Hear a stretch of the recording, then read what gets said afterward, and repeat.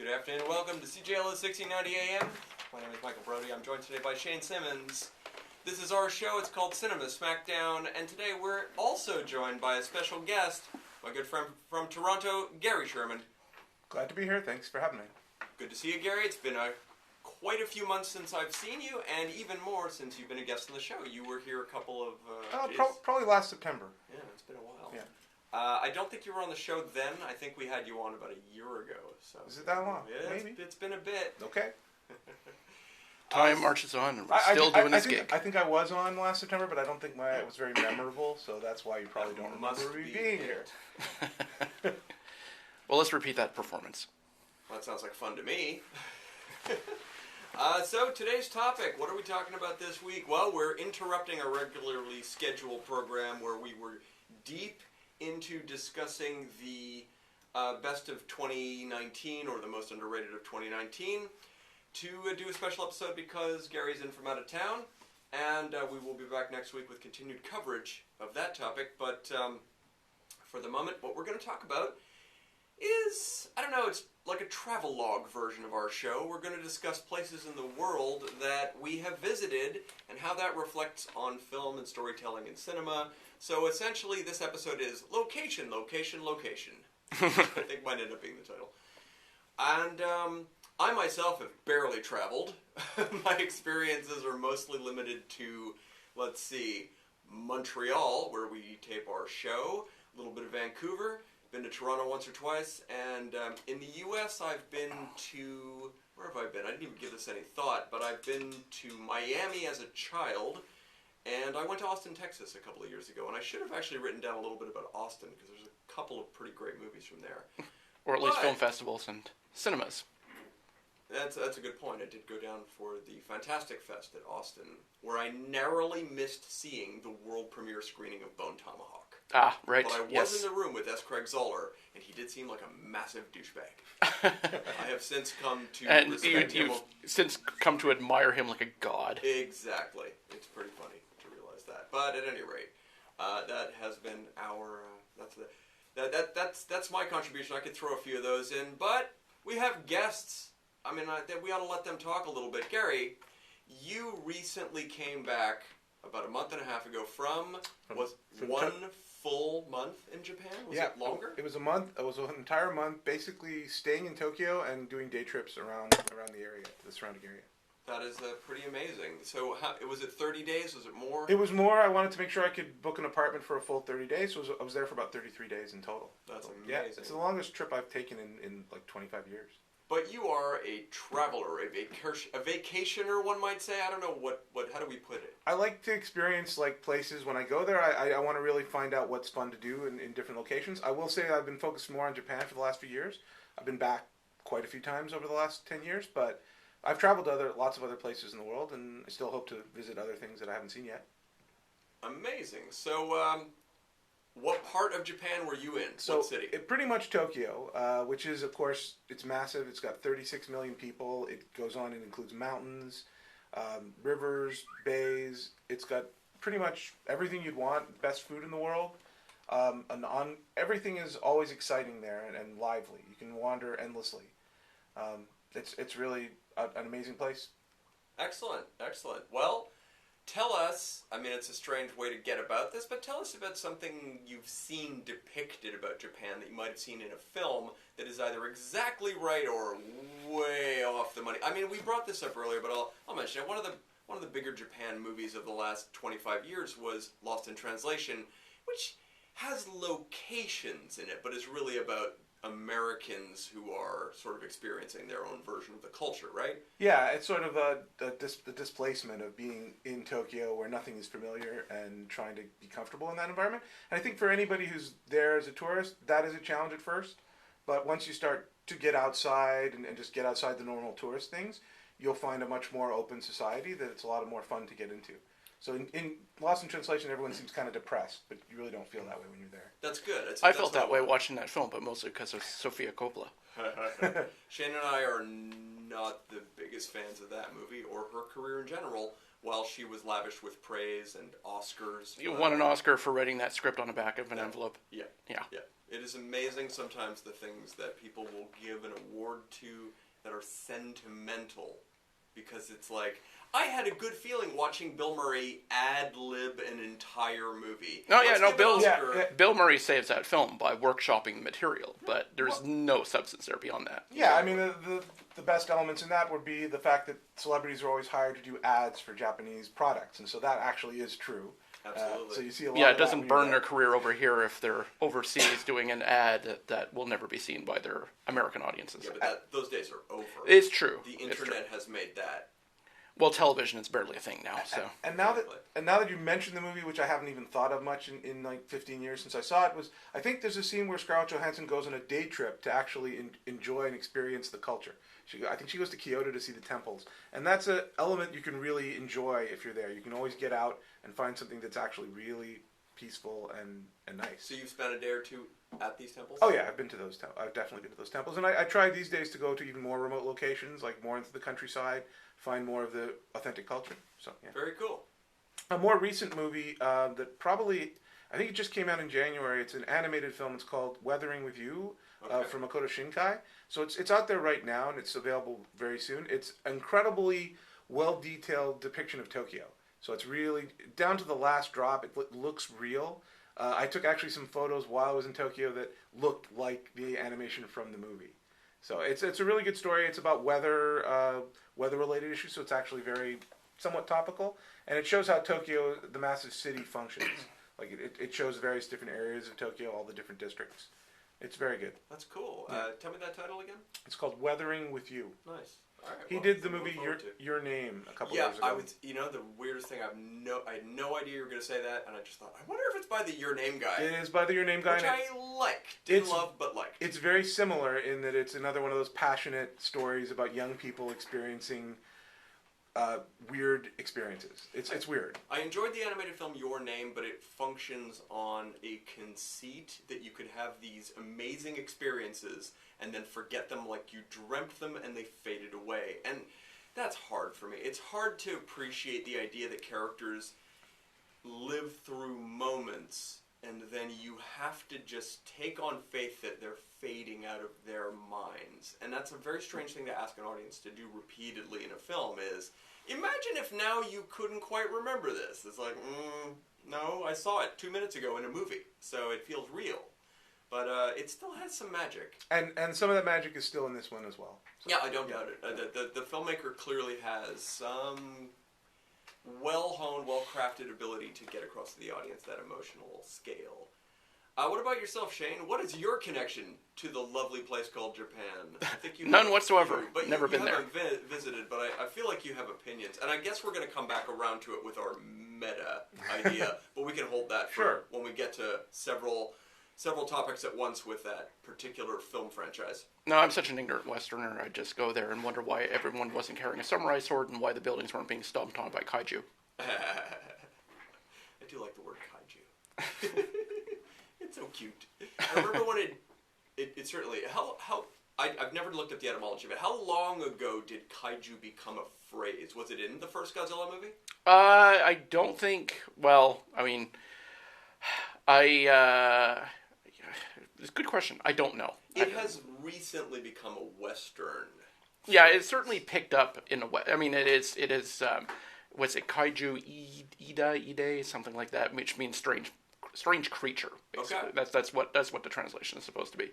And kaiju has become a term that people in the West now know, as well as a number of other popular or infamous Japanese words like, kamikaze or sushi. Sure. Well, or bukkake. I think all the classy ones. Ever since, specifically since Pacific Rim, it's really been mainstream North American vocabulary for pop culture. Yeah, to a certain degree of annoyance. And if you're one of the purists who go back to the fandom of the weird days of Dancing Godzilla, then the look of confusion goes, clearly you've not seen the Dancing Godzilla film. There's a Dancing Godzilla. Oh God, yeah. Go check your internet memes for. He does quite the foxtrot. Anything like the hopping vampires? There's a lot of hopping involved. Can you tell me which Godzilla movie has the dancing? It's going to have It's called Disco Inferno.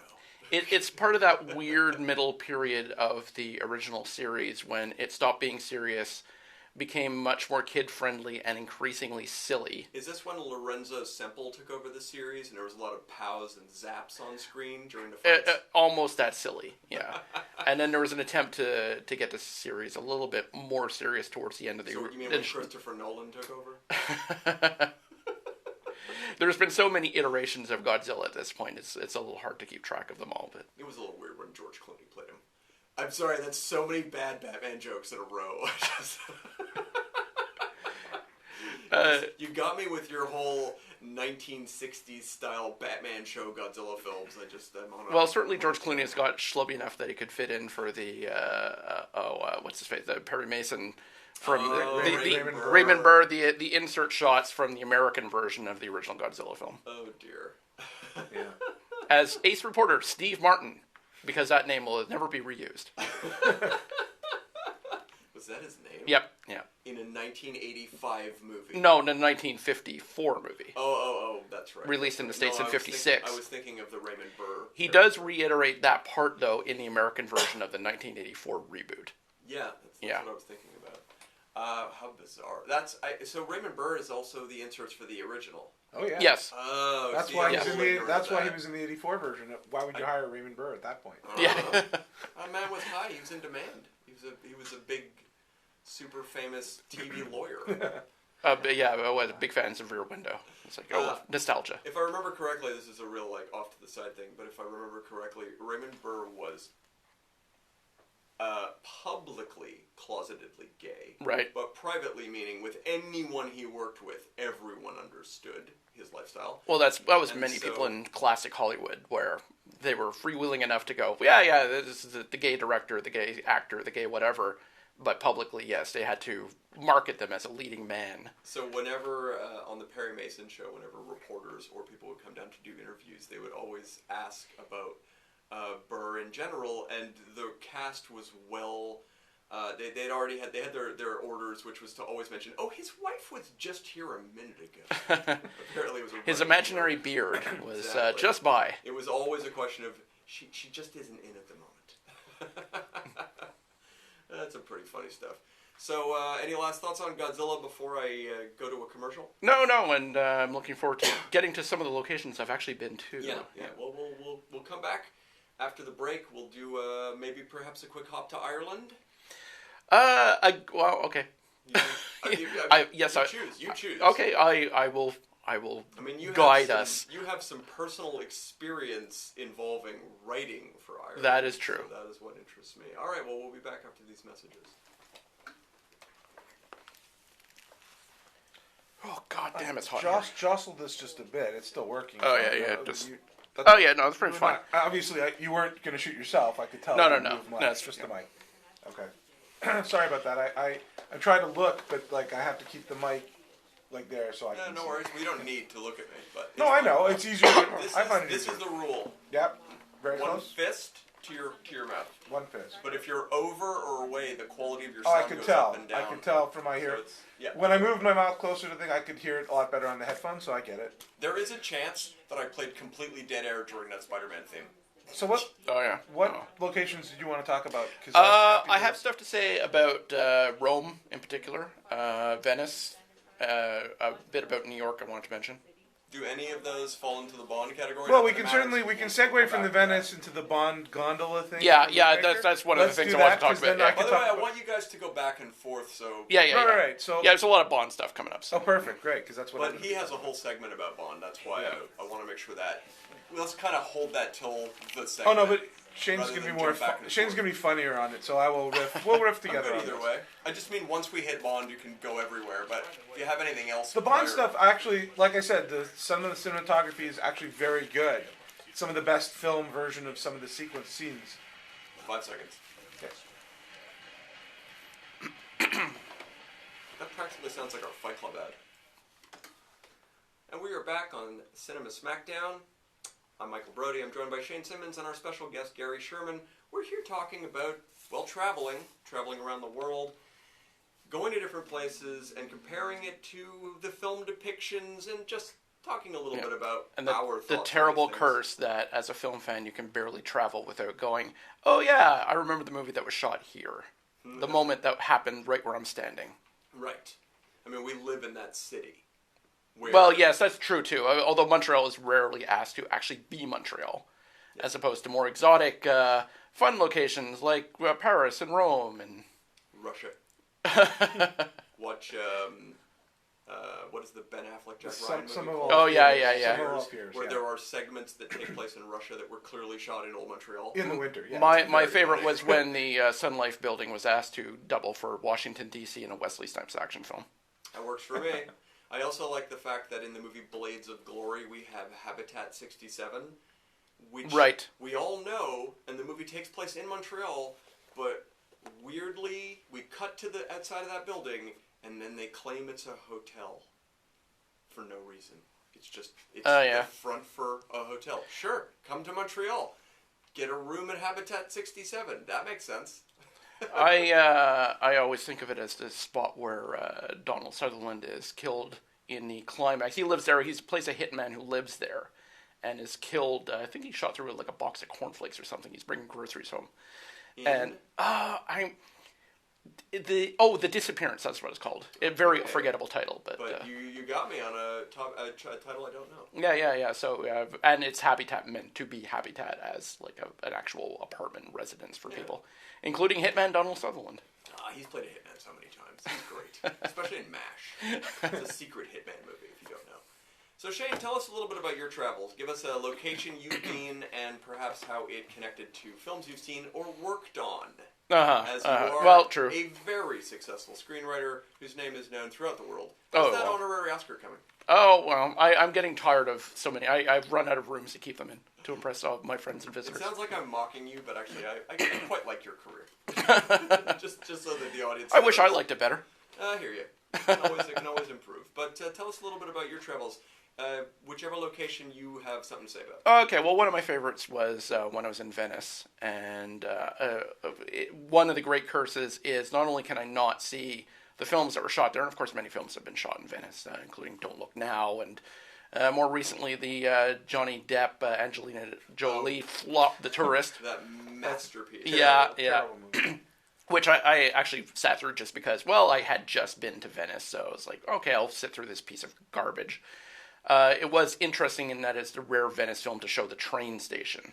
I have one quick question for you. Have you seen the Paul Schrader movie, The Comfort of Strangers? I don't think so, no. Not only is it by far the best movie I've ever seen from Schrader, in my opinion, it's a very moody little piece. It highlights Venice. It features Christopher Walken in the finest role and the finest performance he's ever given, which is to say, a very legitimate acting performance, which is probably also at the same time the single weirdest thing he's ever done. He is amazing in that movie. I'm astonished I haven't basically forced you to watch that. If you've been to Venice, you have. Yeah, no, I will take note then. Wonderful film. The Comfort of Strangers. Unfortunately for me, Venice is the one where you cannot not think of Moonraker. Probably among the worst Bond films ever made, but as I was walking onto St. Mark's Square for the first time, we passed through these two stone lions. And I was like, oh yes, I remember Roger Moore passing these exact lions. And then going into a shop front here and apparently magically teleporting to Murano. Yeah. Which is a different set of islands nearby, because that's where the glass factories are. All movies, all TV shows, everything with locations. If you know the location, people are always teleporting. The worst, of course, is in the climax with the gondola chase, which is one of the highlights of strangeness in the film.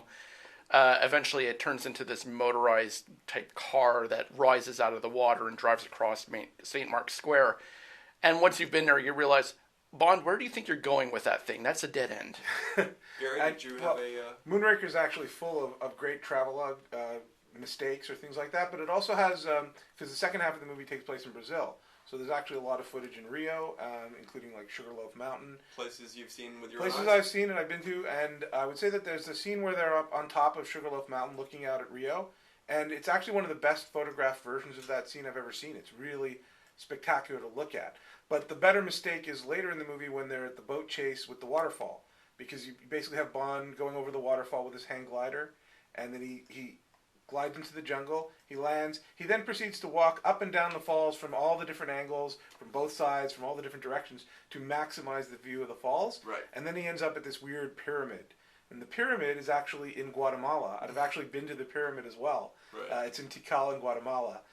But like I said, they put them next. They put them next to each other, right next to each other, and it also suggests that no one has ever found this this wonderful pyramid or giant waterfall, even though they're among the most popular tourist sites in the area. No, that's great. Yeah. It's always funny.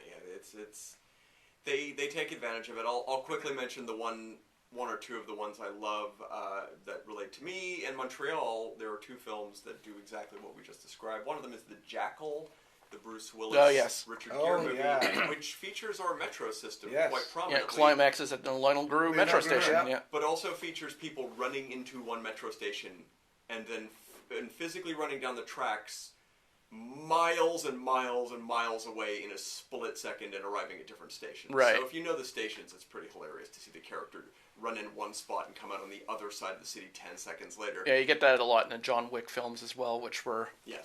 often partially shot here. Yep, and there's a they'll lot of switch little moments. cities within the same scene. It's because they did a pile of reshoots in Montreal. So Right. the movie wasn't shot here, and they do their reshoots, and they fit in these moments, and you're like, how strange. I was particularly tickled in John Wick 2 when we open with a skyline shot of New York, and then the first street level shot is John Wick's car racing past the Victoria's Secrets outlet on St. Catharines. It's pretty funny. The one other one I like to mention is the Ethan Hawke Angelina Jolie movie Taking Lives, in which they are walking down the streets of Old Montreal, turn a corner, and are suddenly in Quebec City.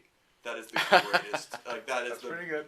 It is like the time tunnel moment, and it's, if you know the cities, of course, it's just like, oh, you couldn't find an alleyway in Quebec City? Yeah. To choose a Montreal alley to start with? Well, I have to give a shout out to the whole 9 Yards as well, which specifically takes place in Montreal, but it's some bizarro world version of Montreal that only an American... I think that actually the director was British. Mm-hmm. And I get the impression that he didn't realize that when they flew up here, they didn't cross an ocean and it's not France. It's very interesting in the respect of all the Quebecois people in the whole 9 Yards speak with Parisian accents, right? Including Rosanna Arquette, and no one mentioned to her that you're doing entirely the wrong accent. I thought that was a Romanian accent. It really wasn't very Parisian. There is an obsession in this movie with telling you that everyone in Montreal eats mayonnaise on everything. Yeah, on hamburgers with mayonnaise. You can't get a hamburger without mayonnaise, which is not. It's not a thing. Yeah. Which is odd. Mind you, this is the same film that has a scene that was shot at the Mount Royal Lookout. And in the film, it is redressed to be absolutely thick with Canadian flags. And it's like, not in Quebec.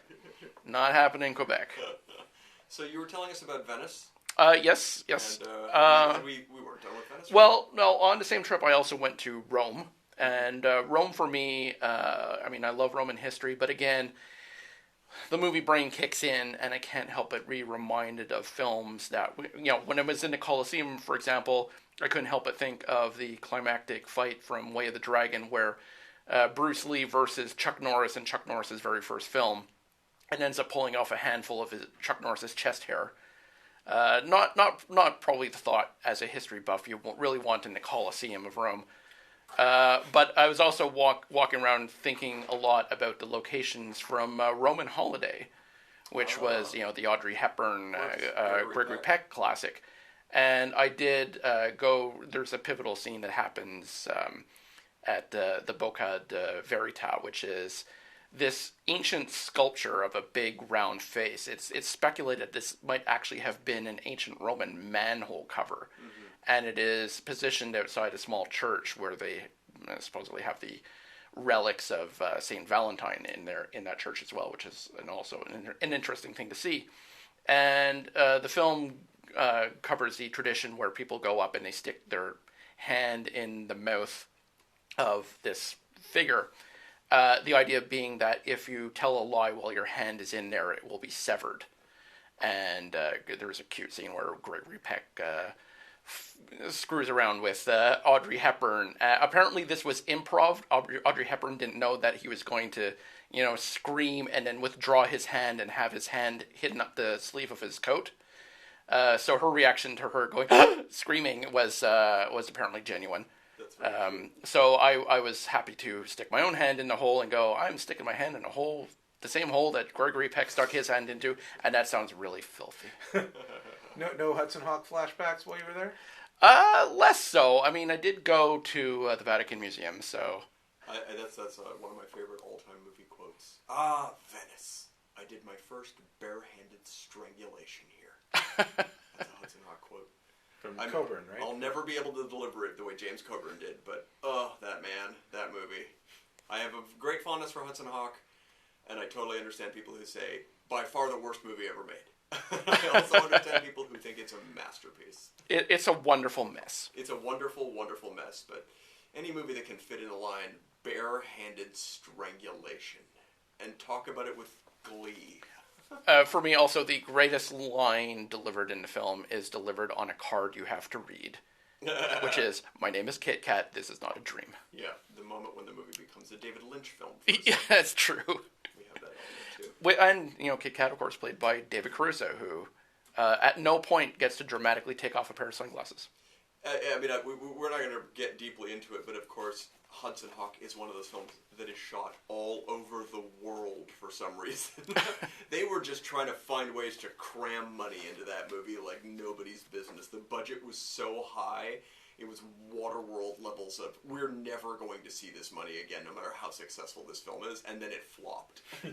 Oh, yes. It single-handedly took Bruce Willis down. But I'm very glad we have it. The most amazing thing to me about that movie is that Bruce Willis's career was going pretty good right up until Hudson Hawk. He was in a good period that he put that out, and confidence in going to a Bruce Willis movie dropped to zero because people were like, I don't trust him not to do that to me again. Well, not just that. That was his big personal story. Yeah. This was his story. He had screen credit for it. It was the thing he'd always wanted to make. Yeah, and the very next movie released under the Bruce Willis banner 3 months later was Last Boy Scout. And it crashed and burned so hard. Even though it is quite possibly the greatest movie ever made. Yes. It is my sentimental favorite film. And the fact that it didn't at least hit and make people happy. It's one of those movies people are still discovering to this day because they're like, how come I've never heard of this? It's like, because it came out in a period of time in which Bruce Willis was no one. Yeah, his name was Dirt. But then he quickly recovered by appearing nude in a film and wagging his dong at the cinema audiences. Color of Night, I think. Yeah. Although only I'm a certain fan. cuts, am I correct? Only you won't find the non-penis version anymore. But the theatrical cut was sanitized, and then the DVD release immediately reinserted the special scenes. As long as the penis cut supersedes all other versions of the film now, that's fine. I'm a big fan of that terrible, terrible movie. Color of Night is magically awful in many ways, but it's compelling viewing. And it brought Bruce Willis's career back to the point where he can now be in films angrily answering phones. Angrily answering phones from behind a desk on a regular basis. You can see him nearly every month in a new straight-to-VOD movie. He joins Nick Cage, Cuba Gooding Jr., Steven Seagal, Wesley Snipes, and several other people in the onslaught of releases in which you go, did he work on this for one day? His role is all in the same location in 10 different scenes with the same outfit on, yelling at somebody. It's kind of an amazing period of time to be a Hollywood superstar, when you can be in so many movies doing nothing. So, we were on Venice. Final thought on Rome is, I just want to mention, I also did stop by the Trevi Fountain, which is the famous opening location of Three Coins and a Fountain from 1954. Also the fountain in question when listening to the song Three Coins and a Fountain, which I will always associate with planes, trains, and automobiles. Steve Martin's sad attempt to get a busload of... I'll be nice and not call them degenerates. Busload of very lower class people who like to sing along to the Flintstone theme song didn't quite grasp Three Coins and a Fountain as the classic it was. Yeah, that was cute. But I did make sure that I did toss a coin over my shoulder as you were supposed to at the Trevi Fountain. And I don't know what I wished for. Probably didn't come true. I mean, you're here on the show. It must have come true. Yeah, I survived my trip back, so. So I'll remind the listener that you are listening to CJLO 1690 AM. Our show is called Cinema Smackdown. I'm Michael Brody. I'm here with Shane Simmons. I'm here with Gary Sherman. We're talking about traveling the world and comparing those experiences to things we might have seen in movies and how close or far from reality they were, including locations being jammed next to each other that make no sense at all. So, Gary, give us another place you've been. Thing you've seen. Yeah, sure. So another place was, I was going to say Prague was another really interesting city. It's been in a lot of movies. Obviously, The Unbearable Lightness of Being is a big thing, is a big movie for that. There's bad movies like XXX, which does the whole... How dare you? Yeah, sorry, I just say those two movies in the same I sentence. saw that movie, It's kind of XXX, and there was not one moment of porn in it. I was so disappointed. Yeah. Well, the coat was pretty filthy. Vin Diesel's coat. But it has like the classic problem with the location where the final boat chase goes from both directions on the river, right. The famous river by the Charles Bridge. Other movies like Mission Impossible has another good scene on the Charles Bridge. And so after I was in Prague, I went and stayed a couple days in the countryside at some really cool rock areas. And what was interesting about that was I got to this hotel, I booked it like at the previous train station just on the phone, and when I got to the hotel, it was big enough for like 100 people. There were like 50 to 100 rooms there, but there was no one in the hotel at all. When I showed up, the couple that owned it, like an elderly German couple, opened the door, welcomed me in, they cooked me a nice dinner. It was just me in a dining room that could have fit 100 people. They had a really nice German Shepherd and everything. And then I went up to my room in this empty hotel and closed the door and thought, oh my God, I could be murdered here. And like no one would know. Because I'd really just booked this at the last minute. There is no one in the hotel. And suddenly like panic took over. And it's one of those things about traveling. You kind of got to get in your own head there. I actually put my bag up against the door to make sure like if anyone tried to open it, I would hear it. And everything was fine. In the morning, it turns out there were like 2 other people in this empty hotel. So I was just paranoid. You just never know when you're going to end up in a hostel movie. Well, that's the thing. So when I got back to Canada, this was in 2005, and it was like the next year where I actually saw Hostel. And I realized, oh my God, that was the kind... If I'd seen Hostel before going there, I probably would have been completely freaked out while I was there. The Hostel, the delightful torture porn kidnapping murder movie that is just making tourism look so attractive right now. Convincing Americans for a whole new generation, don't go to Europe, ever.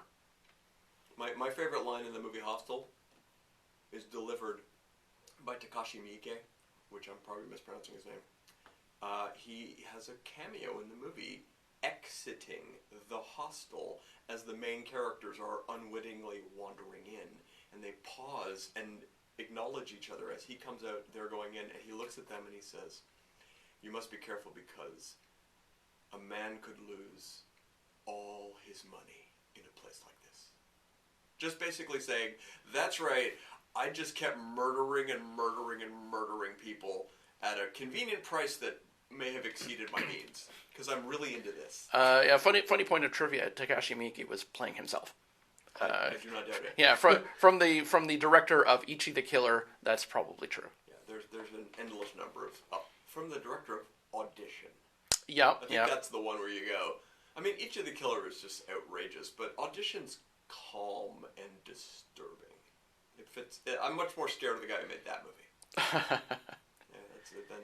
Kitty. Yeah, that's a happy scene for everyone who remembers that film. The amazing thing is, since making Audition in, I want to say the year 2000, it was around that. A bit around there, around then, he's made 60 films. Oh, yeah. This was a guy who was... It's not an exaggeration. He's made 60 movies. At the height of his most prolific, I think he was churning out 5 films a year. 5 films a year. As director is insane. And all of an actor, you can do that, but a director... reasonable quality. Like they weren't shot on one location, one-day movies. They weren't. They all had something to them. It's kind of a Stephen King level of... Yeah. Hopefully he wasn't as coked up as Stephen King was in his prime. I feel like Takashi Miike is cocaine in some respects. If you've seen his... what's that movie called? It's not Dead End. It was Dead something. Oh, the one with the 2 cops? I forget the title. Yeah, it's just like Dead or Alive, I Dead think. or Alive, Yeah. Dead/Alive. Yeah, that movie. Yeah, the only way That to is make that is a movie wonderful work of madness. is if you are human cocaine. Yeah, The only way that works. But we're segueing back to Japan. We weren't meaning to. Let's. Was there anything else to say about Prague? No. Okay. That's pretty much it. It is one of those go-to locations, though. It's like if you need generic old architecture Europe, so many productions go there, in kind of the same way that people come to Montreal for a variety of, well, this can pass off as any number of cities. So Yeah, and Prague survived most of World War II. That's one of the reasons why it's so Right. useful as a film Because location. it has a lot of the old architecture. And that's what gets removed when bombing happens. Sadly, yes. All right. I don't remember who spoke last. Where are we headed in the world now? So I guess another place that I'm going to go back to the Bond movies. We were talking about Moonraker as a good travelogue, and I thought I'd mention the fact that the Bond movies, particularly the ones from the 60s, serve as really great time capsules for certain cities at a certain time. Mm-hmm. And that's something that's been lost today. You can go back and look at those movies, and you'll see From Russia with Love, you'll see Istanbul, and you'll see like the scene where they're going through the catacombs on the little boat, or the big giant church when they're walking around the Hagia Sophia. Sophia. I couldn't, again, when I was in Istanbul, couldn't help but think of From Russia with Love, which is of course my favorite Bond film. So Is it literally your favorite? yes. I'm going to have to revisit it. It's very vague in my mind. It's been 30 It's plus generally years. acknowledged to be the best of the original books. And the reason I love From Russia with Love so much is because it is one film prior to them nailing down what the formula was. So it's still a little bit loosey-goosey with what a Bond film can be. Right. And I like that about it a lot. Goldfinger is the one. Yeah, that's the one that's there like, it is. We got it. once they nailed that, then that was the formula forever. Yeah. There you go. My favorite Bond film, of course, is the Woody Allen Casino Royale. Of course. How could it not be? I mean, once I admit I liked Hudson Hawk, it's a pretty straight line. It is pretty close. There is a sort of spiritual continuity there, yeah. I joke, of course, that movie is unwatchable. It's partially watchable because it is a film of 4 different directors. When John Huston is directing about the first half hour, and it seems interesting for a while, like, oh, this could go somewhere interesting, and then it goes into scattershot late 1960s comedy mode, and it is a bit insufferable. You have to abandon all expectation that there's a plot or a story or anything coherent. It's just, what are they doing? As you're watching the movie, you're just like, I can't believe they're making this, or they actually put this out as a film. Does that go anywhere interesting in terms of location? No, because it's recall. all no. I mean, it's a lot of studio stuff. Yeah, there's an attempted scene at Checkpoint Charlie, so that's trying to set it in that time frame. But there's really nothing real about that movie at all. Yeah, that was one of my disappointments. Just briefly going back to the Coliseum bit, where the Chuck Norris Bruce Lee fight. There's stuff leading up to it that was shot at the Coliseum, but then the fight itself is like, ooh, this really stinks of sound studio. Right. But whereas like a movie like You Only Live Twice, the Japanese James Bond movie, I mean, it got a lot of amazing scenes from the time period in that place. They go to the Sumo Stadium, which I just visited last month, and it's the same building. It hasn't really changed that much. They go to the most famous castle in Japan, which is where the ninja training scene takes place. Right. So they really capture it from that period. I mean, and it is, and all the casual racism and sexism as well. It is the most culturally sensitive of any Bond film. Although with the volcano set for Blofeld's lair at the end, it does make you wish Ken Adam were allowed to redesign all of Japan. True. I'm always amazed when you look at that particular film, You Only Live Twice, that it has a script by Roald Dahl. Yep, that's another element of its bizarre pedigree. Yeah, it's an odd one. I mean, also, the first one directed by Lewis Gilbert, who would become basically the go-to director whenever Bond had to save the entire world from annihilation. Right. And, of course, he did so again in The Spy Who Loved Me and its virtual remake, Moonraker. All 3 movies are pretty much the exact same story. They kind of are, yes. Yeah, well, when the formula works, just keep cranking them out. Isn't that the idea? That's why this Stakeout series gets better and better. Is that a series? There's two, and that was enough. There's so many when you say there's two. It's way too many. It's like, this will be a franchise, and then the second film just kills it. Yeah, it's weird when they do that. It's like, just come up with a slightly entertaining idea. Oh, God. So many bad sequels. But we do whole episodes about that on occasion. Unforgivable sequels. So, in your non-travels, you have you not even done New York City? I've been to New York. Okay, because New York for me is just one gigantic movie set.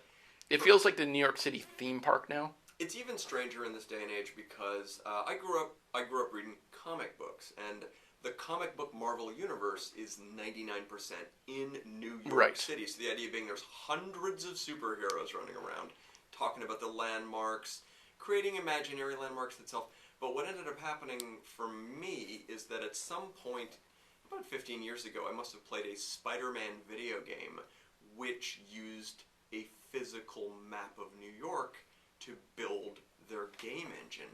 So you can literally swing down actual streets in real size of New York as Spider-Man and go through the entire city and learn the entire grid, which is astonishing when you think about it. And that map, you think to yourself, wow, someone put all that work in. Well, they did at some point. Someone put all that work in, and then they just kept reselling it. Right. Because once you've got the grid done properly, it can be in any number of games, but it's note perfect building by building. And then for whatever the next game of any series comes out, if they buy the same map, if there's been changes to the city, they just alter those 4 buildings. It's really amazing. You can in some of these Spider-Man games, you can swing across the Brooklyn Bridge and look at it girder by girder. It's fascinating. Yeah, I mean, sometimes the locations in the games are rescaled to the point where they don't quite make sense. But I'm thinking again, Venice, which Grand Theft Auto? No, in the Assassin's Creed series. It was interesting. Kind of alternate world versions of. Well, they're very based in history, and if you've played them and if you've been to the locations, you can see, oh yeah, this isn't quite as large in scope, and the layout makes sense up to a point, and then you round a corner, and then it's just pure fiction. But in New York, the first time I was there as an adult, I was sure to visit a number of key, for me, film locations, like the Empire State Building, because King Kong climbed that in 1933, and the World Trade Center, because King Kong climbed that in 1976. I didn't actually go up the World Trade Center, I just passed through the lobby, because I've always found the World Trade Center buildings to be insanely ugly architecture. But I just wanted to kind of dip my toe in and pass through that lobby, and, and ultimately, since King Kong 76, those buildings have been famous for nothing else. Does he, it's been quite a while since I've seen the Jeff Bridges King Kong movie, does he in fact leap from one tower yes, to he the does. other? Yes. I should re-see that scene. That sounds amazing. Yeah, they do. Yeah. They do, and Jeff Bridges, who is pursuing Kong up the building because he has Jessica Lange with him, at the moment when Kong leaps to the other building is like, well, I just came up 100 floors for nothing. Yep. So he gets to watch the rest of the film unfold from a window in the opposite tower. Yeah, it's worth a revisit for history and for strangeness. Yeah. Well, It is an odd movie. I will always be fond of the Simpsons episode that takes place at the foot of the World Trade Center buildings. An entire episode with Homer trying to get his car. There's a boot in his car. That is an amazing episode. At any rate, we will be back in a moment. It would be a break at 2:30. There isn't one. It's the station identification, which I paused and said. I see. Just to remind That's why I wasn't sure. Like when you were asking me to go on, I was like 2:30. I thought we do 15, Yep. 30, Yep. 15. I see. With missing time for the actual ad bits, but yeah, between 2:15 and 2:45, It's a straight half talk hour. straight through. And they've even asked me like, oh, maybe you should just play the actual station identification recording, and I'm like, is it okay if I just say it? I hate breaking up the momentum, We're actually chatting about something.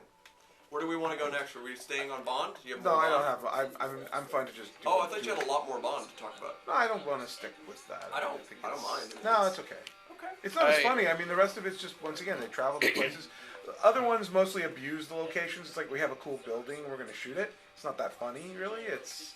Like the one, like we're starting the Wolves Not Enough in Bilbao. And we are back on CGL at 1690 AM. Today's episode of Cinema Smackdown covers traveling around the world, talking about the places we've seen, how it compares and contrasts to the depictions we've seen in TV and film, and throw in a few personal anecdotes of stuff we've seen. Gary, you've been somewhere other than Japan in your life, in Venice. What's another location you've been? Like England's cool. There's a lot of really interesting locations in England I've been to. There was a recent Sherlock Holmes movie, the one with Ian McKellen playing Sherlock Holmes as an old man. The Beekeeper movie. Right, the Beekeeper movie. And so if there's that whole long sequence where they're walking by the coast, and you see those white cliffs off in the background, and those are called the Seven Sisters, and I walked that path before I'd seen the movie, so it was a very cool location. And then seeing it in the trailers, I'm like, I know exactly where that was shot. That's very cool. Yeah. Have you actually seen the film, or just? I have seen the film as well. I have seen the film as well. You just never know. Well, I have to watch the film after seeing that scene. Although I think I did watch it on a plane, so maybe that's a bad excuse. Have you seen it, Shane? I still haven't seen that, actually. It's been on my list for a long time because, as you know, I even professionally write Sherlock Holmes stuff. But actually, let's take a moment to behind. plug the multiple Sherlock Holmes collections that you have stories in. Yes, I am in many volumes of the MX books of New Sherlock Holmes stories, which is a charity event that's been going for years. It was supposed to be a one-off of 3 volumes, and we're about 15 volumes in at this point. Where this is sanctioned by the Conan Doyle estate, and all proceeds originally went to restoring Sir Arthur Conan Doyle's home in England, the one where he wrote the Hound of the Baskervilles, which is now a school for children with learning disabilities. The building has now been restored. The school has moved in. But the proceeds from the books continues to go towards this school called Stepping Stones. That's excellent. And you have mostly focused on 1 or 2 bits of the lore when you I stories, specifically because I didn't want to try and recreate Conan Doyle's style, where almost every Sherlock Holmes story is written from Watson's point of view as a recollection of a case. I took to writing from the point of view of Wiggins, the occasionally semi-literate. There's lots of broken English in the stories on purpose. Wiggins, or the leader of the Baker Street Irregulars, who helps Sherlock Holmes out on a number of cases, and there are a few privileged cases that he has special insight into that I write about in these stories. Eventually, there will be a collection of just those stories. Yeah, it's nice that you're able to eventually reclaim your work and self-publish. Yes, on the bright side, even though I am doing this for charity, I will eventually, I do retain rights, so I will be able to collect them all at some future date once there's enough of them. I'm looking forward to it. It'll be my first foray into reading the Holmes stuff in quite a while. I read them when I was a teenager. So, what were we on about? We're just doing plugs, I guess. I did want to mention that one of our many listeners texted in to let me know that the New York map, video game map that you were talking about, the map was done with 3D imaging and a helicopter. All right. Thank you for that. Yeah, and then processed to clean it up, of course. But see, I thought it was just done with on the street, on foot, by hand with a pen. Well, the go-to now would be Google Street View. Of course. Which is covered pretty much everywhere in the world. Yeah. Just going to Google Maps, zeroing into my own home, and checking out the angle of the window I sit by, and it's right there, and asking, and I think they even have the date the photo's taken anytime you want to see that. It's really amazing, because I can say, yeah, I was sitting there. Well, it's also amazing how often it's updated. You think some of these is like, well, this is a project, and we'll do this once, and it'll be a snapshot of the city in this particular moment. But they're constantly rerunning those cars to the point where they get updates. Well, businesses close, buildings are built, constantly. Yeah. It's a necessary thing. It seemed just such a daunting task. I'm amazed that they're constantly refreshing it. Well, as they say at Disneyland, it's a small world after all. So it's a project that can be fulfilled. They're doing it. It's amazing. Really. Although there are some corners, especially certain closed societies that have not let them in, where I go, I'd love to know what that looks like at street level. But you mean like that little group of people in The Village from the M. Night Shyamalan movie. There's that. They're not big on letting outsiders in. Certainly, I did go. I wanted to check out some archaeological sites in Iran, which were not documented. Right. So Gary, what about you? Another place you've been? Turkey is another amazing place to visit. A lot of interesting films from Turkey that capture the mood. I was saying we were talking about From Russia with Love had Istanbul, but there's also the Cappadocia area, Anatolia, and the southern provinces with all the amazing Roman ruins, or not Roman ruins, but all the civilizations that that were in that area. That's pretty cool. Yeah. I had no idea. Yeah. You get lots of ancient Greek and ancient Roman stuff throughout Turkey. Excellent. And yourself, you've never been to that area, have you? Oh, yes. As I mentioned, I was in Istanbul. I was also in Ephesus, which is a basically defunct old Greek/Roman city dating back quite a ways. I can't think of off the top of my head anything that was actually shot there, although there are a few locations in it that are quite famous, particularly the recreation of what was once the library there. You're a fan of the coins, the old coins, aren't you? I am indeed. Yeah. What is that word? Is it numismatist? Yes, that's correct. Did I get it right? Yep, you are right. Yeah, it's a good one. It Yeah, doesn't sound anything like coin. Yeah, I had quite the interesting adventure having the hustlers that are in a lot of these ancient archaeological dig type sites trying to sell you ancient coins, which are in fact modern cast reproductions that are just terrible if you know the deal. If you know the deal. I don't think you can't even really legally buy the coins. Depending on the area, generally not. Athens or Greece in general has become very picky about letting people abscond with any of their history because they got quite pillaged by museums in the past. Elgin marbles. Exactly, that's a big point of contention. But others are a little freer about it. I mean, ultimately, ancient coins are not that rare. They were actually struck in the many millions, and depending on certain periods of hyperinflation, there's lots of them available. However, there are many hucksters who will sell you fake casts for exorbitant prices like they were actually genuine ancient coins until you point out to them, no, I know that's fake, and suddenly the price tag drops from about 60 euros to 1. Right. And they're still making a profit at 1. Sure. Yeah, of course. That's very funny. I don't know if you have anything to say about it, but I do know that you took a memorable trip to Ireland as research to write for a television show about 20 years ago? 15, 16 years ago, yeah. All right. Yeah, it was supposed to be an international co-production between Ireland and Canada, which... CBC /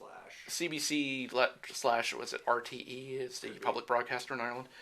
And ultimately got cancelled because of a regime change at the CBC. Thank you, CBC. It happens. On the bright side, though, I did get paid my salary for writing this miniseries, and I got a couple free trips to Ireland. Ireland, which I will always associate with my favorite, I guess, kind of Irish film, The Quiet Man, the John Wayne Maureen O'Hara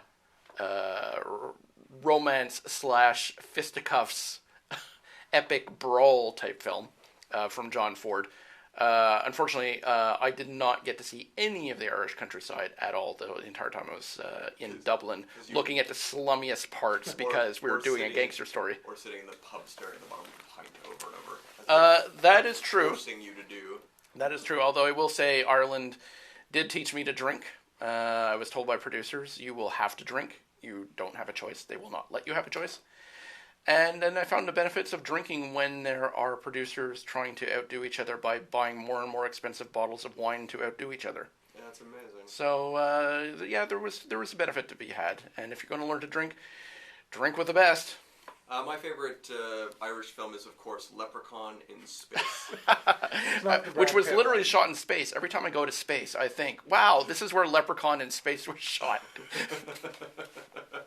It beats Leprechaun in the Hood 2, which is a real film. I think that one has Ice-T in it. Just keep it classy, Ice-T. I did also want to mention, though, that of course, the Da Vinci Code movies I will call them the Da Vinci Code movies, even though the other two are not called the Da Vinci Code. Yeah, but at least people know what you're talking Exactly. So they have a lot of European locations, and when I was in Paris, I made a point of visiting the exact spot where the climax, if not ultimate solution of the film is, where the Holy Grail is under the Louvre's glass pyramid. Mm-hmm. So I went to that spot under the glass pyramid to see the little mini pyramid that's underneath it, which is supposedly the location of the Holy Grail according to that film, and it is such a mainstream shopping mall, it's kind of disappointing and not mysterious at all. Much like the Da Vinci Code book and and the other books in the series. An amazing pop culture moment in time. the fascination with the Da Vinci Code. It's, but yeah, in Rome I did have an unexpected moment where I realized passing a series of I think it's 3 fountains. It's like, oh yeah, Tom Hanks was in one of these, pulling out one of the victims in the sequel. Angels. Yeah, and I should really like that sequence. I wasn't looking for it. I just happened to pass it and realize, oh yeah, it's that film right here. Well, and in the last movie, Inferno, which probably nobody saw, the final sequence takes place in the same the cisterns, the same catacombs that James Bond is in From Russia with Love. But it's much better used in From Russia with Love, but it's actually the current tourist attraction in the Inferno movie. Right. Cute. Yeah, well, we come full circle on our Bond references. There's always going to be more. Back to the beginning. With 25 Bond films, I think they go somewhere in every single one of them. But can he ever get his ass to Canada? Nope. Is there not a single? Not a single one. Interesting. Even John McClane has been to Canada. Even in the original, technically, the ski jump in Spy Love Me was shot in Canada. Oh yeah, if they need snow and mountains, they'll shoot here, but they'll never say it's Canada. That's too boring. I guess in the Bond verse, there is no Canada. Yeah, well, England is still everywhere. Even in the books, I think it's the short story For Your Eyes Only. It mentions Bond passing through Canada on his way to a location in Vermont, I believe. Well, I mean, I feel honored. Yeah. It's like, ooh, yeah, you landed at one of our airports once. I don't know how many of the extended Bond universe books you've read, the many other guys, and no one ever put a scene here? I can't speak for the not in Colonel Sun, no. The last writer actually was Raymond Benson, and he just wrote travelogues. His plots were terrible. He just went to the locations and detailed everything in the locations. Hey, if you go there, you can write it off. And it's true. And actually, one of his last book, it's completely forgettable, was in Japan on a small art island that I visited, and they now have a small museum devoted to that book and James Bond. Oh, it's a terrible little museum, but that's it's fantastic. Free and it's awesome. It's awesome. That's now my favorite thing we talked about today. If you ever make it to James Bond inspired Naoshima Island, look for this James Bond museum. Well, he is Mr. Kiss Kiss Bang Bang according to the Japanese. He does look just like Val Kilmer. So that'll take us to the end of our show today. I've greatly enjoyed our silly little travel episode. I'm Michael Brody. I've been joined by Shane Simmons and Gary Sherman. We'll be back next week picking up the threads of our Best of 2019 countdown that we've been doing. And until then, enjoy some Auto DJ. He's here to thrill you with his many bizarre music choices. And speaking of bizarre music choices, that's pretty bizarre. You're listening to CJLO 1690 in Montreal. So it's this very cool art island where the museums are designed by Tadao Ando, and it's amazing. It's really worth going if you're ever there. But on the island is this little mini museum devoted to the man with the red tattoo. The one random, utterly forgettable extended last James Bond book by Raymond Benson, because it takes place on the island in that museem. Oh, but it does it no justice. That's the gist of what I got from what you're saying. Yeah. It's because the island was featured in the book. Makes perfect sense. Oh, the museum's hilarious. It has, in the book, there's this murderous little midget. So there's a recreation of the murderous midget. And you can be in it's very funny.